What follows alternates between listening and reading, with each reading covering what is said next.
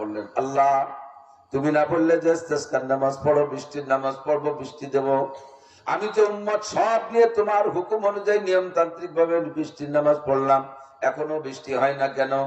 আল্লাহ পাক বলেন, ও মুসা, তোমার 6 লক্ষ বনি ইসরাইলের সকলের ভিতরে একটা লোক আছে, একটা লোক ওর মধ্যে বসা আছে। ওই লোকটার নাফরমানি, ওই লোকটা এখনো তওবা করে নাই। ওর গুনার কারণে তোমার কওমের উপরে বৃষ্টি হচ্ছে না। এবার মুসা আলাইহিস সালাম এলান করে, কে তওবা করিস নাই? এখনো কে তওবা করিস না? ওঠ, তুই মজলিসে থাকা অবস্থায় বৃষ্টি নামে না, বেরো, ফিরাউনের কর্মে চলে যা। যদি ওই লোকটা ওই জায়গায় দাঁড়ায়, তাহলে 6 লক্ষ বনি ইসরাইলের খেল সই মেরি ফেলে দেবে না, পাড়ায় মেরি ফেলবে না। ও ভয়তে আর দাঁড়ায়নি। যখন মুসা আলাইহিস সালাম গর্জন দিয়ে বলছে বের হ, ওই লোকটা ওই সময় তওবা করছে। এমন তওবা, একা একা কাঁদতেছে। হঠাৎ করে মেঘ এসে তুমুল বৃষ্টি। মুসা আলাইহিস সালাম বললেন, আল্লাহ তুমি বলো কি আর করো কি?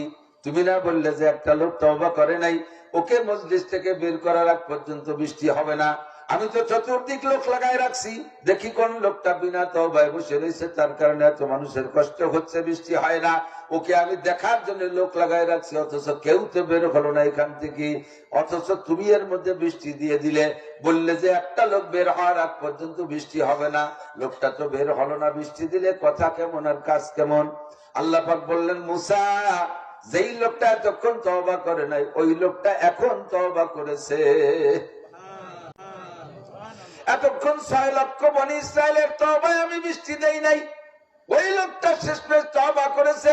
ওর একার তওবা এমন তওবা, আর ওই একার তওবা যদি সারা পৃথিবীর মানুষের মধ্যে বন্টন করে দেয়া হতো, তাতে সবার জন্য যথেষ্ট হয়ে যাইতো, আর সকলের জন্য আমার বৃষ্টি দেওয়া ওয়াজিব হয়ে যাইতো। ও এমন তওবা করছে। যখন মুসা আলাইহিস সালাম ধমক দিয়েছে, তখন ভিতরে আতঙ্ক এসে গেছে, এ জায়গা থেকে যদি বের হই তাহলে জীবনে বাঁচাবে না। এবার ওর একার কারণে এই বৃষ্টি।